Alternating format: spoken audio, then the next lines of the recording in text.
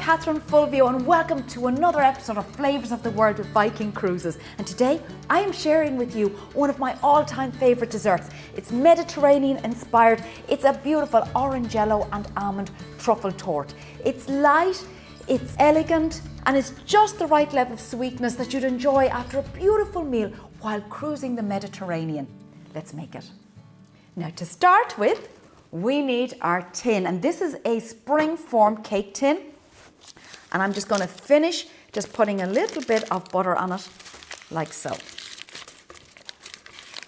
There we go. Lovely.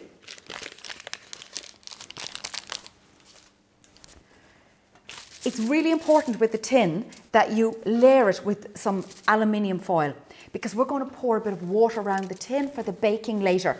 And we don't want to spring a leak and have our beautiful torte ruined with water seeping into the tin. So the aluminium foil is important. That's step one. Now, step two, we have over here what we call a bain-marie. So in here is our saucepan of simmering water and a bowl. And we're going to pop in there our butter and our chocolate. This is dark chocolate. This is 72% cocoa solid. You can make this with a lighter chocolate, but I think this dessert deserves a good, rich, dark chocolate. It's actually a baked mousse cake. That's what makes this cake so deliciously light, and that's why it can handle the beautiful dark chocolate. Now, the rest is already broken up. We can tip that in, and in goes our butter.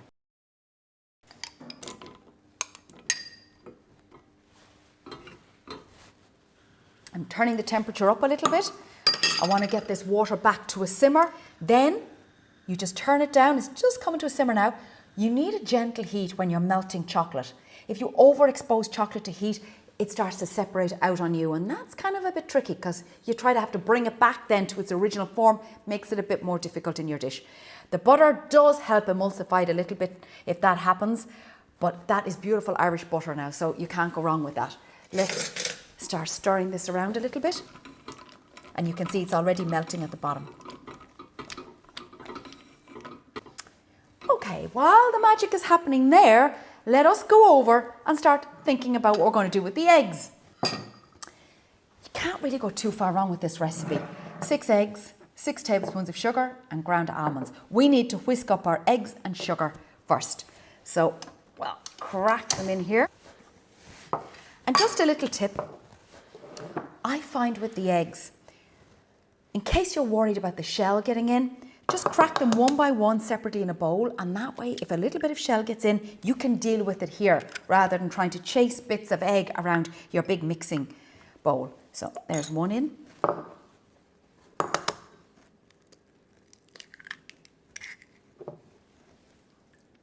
So far so good.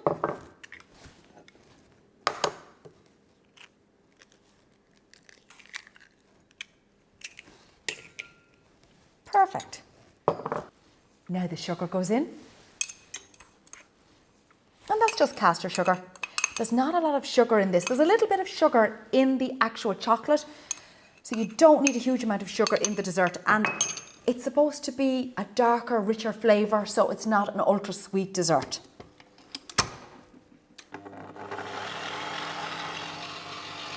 This will be turned up full blast, and it takes a good 7 minutes. There is no self-rising flour in this recipe, so we actually need the air in the eggs. So we need to get this frothed up. So I'm just going to turn it on and stand back.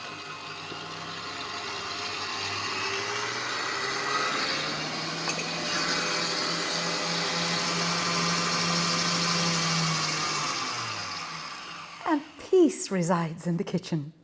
Do you know, this is an incredibly easy recipe to make, but it is so flavoursome.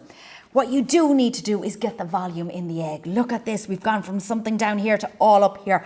That's air, that's lightness, that's what's going to make this a beautiful baked chocolate mousse cake. Separately over here, I shall just lift it off now.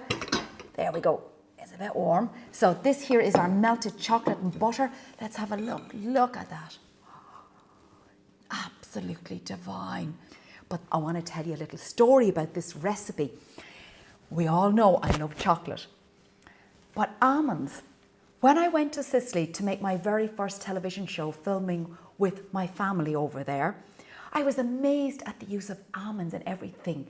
Over here, I use almonds mostly for baking, but it's so common in savoury dishes. The pesto trapanese is to die for with almonds in it.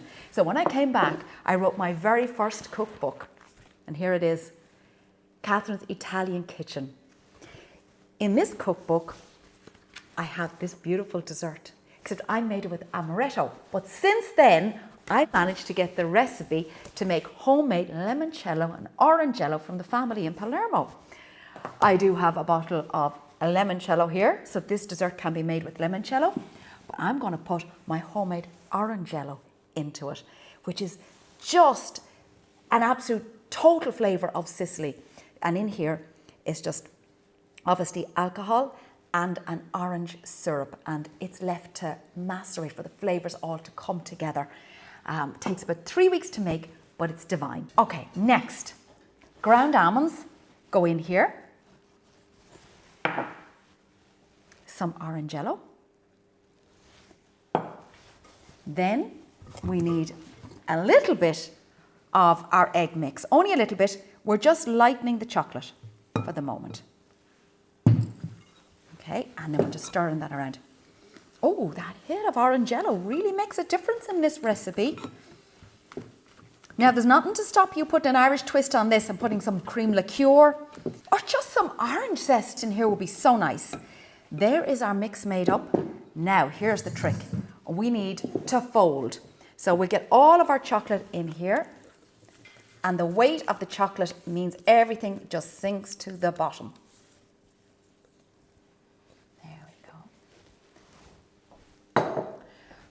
So the trick is to fold and still keep as much air in as you can. So I use one of these large spatulas and I go down like this, like a corkscrew, flick up, cut down the middle. Flick up the heavy chocolate, cut down the middle and let it fold in on itself. So don't be tempted to stir. You need to lift it up and flick it through. Okay, we're just there. So you can see I've dropped a bit of air, but it's still very frothy. That's a really good sign. Next, back to our tin. And we pour into the tin. Look at that. So this is a very high egg content cake. It goes into the oven about 350 Fahrenheit, it's about 180 Celsius. It takes only about 30 minutes to cook. What you want is for the eggs to set. And to do that, we have our tin foil and we're going to pour a little bit of the water around the edge like that, and the steam is going to help set the eggs and even out the temperature. So let's get this into the oven and we're good to go.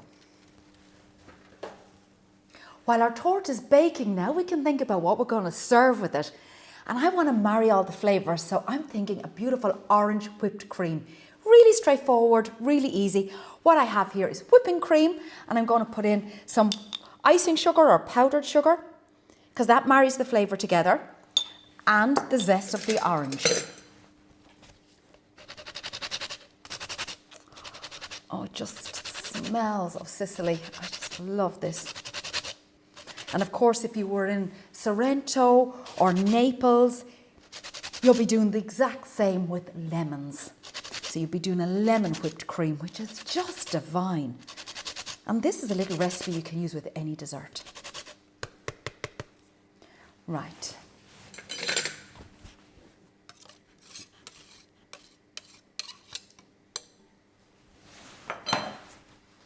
I could do this by hand, or I could use my machine. Let's go.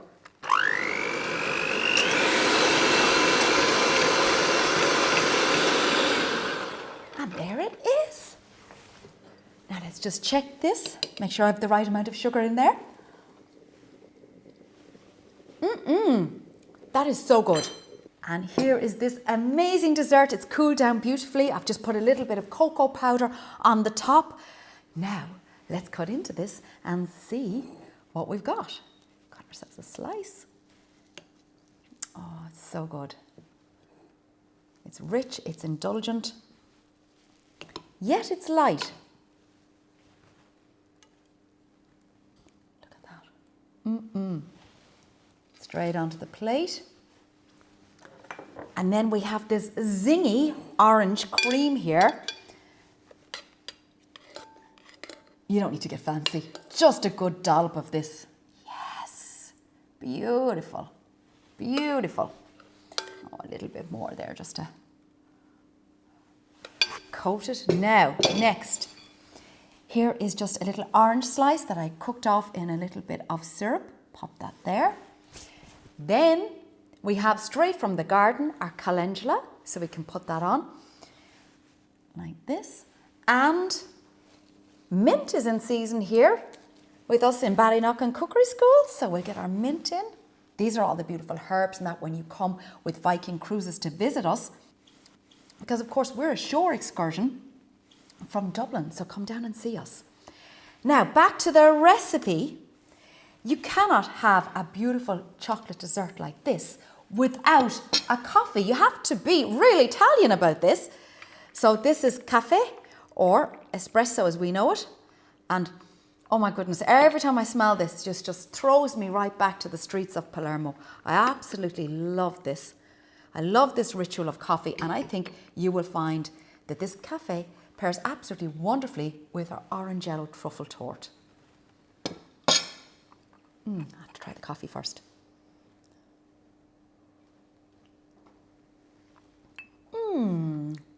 There's a lovely bit of bitterness to that now. That's going to go so well with the sweetness of our dessert. So there you have it, my Orangecello and Almond Truffle Torte. It's rich, chocolatey, nutty from the almonds, and that lovely citrus cream brings it all together. Whether you're entertaining friends, celebrating something special, or simply dreaming of your next cruise with Viking, this is the dessert for you. I hope you get to make it. Goodbye from all of us here at Ballyknocken Cookery School. Thank you for joining us for Flavours of the World. Until the next time, happy baking.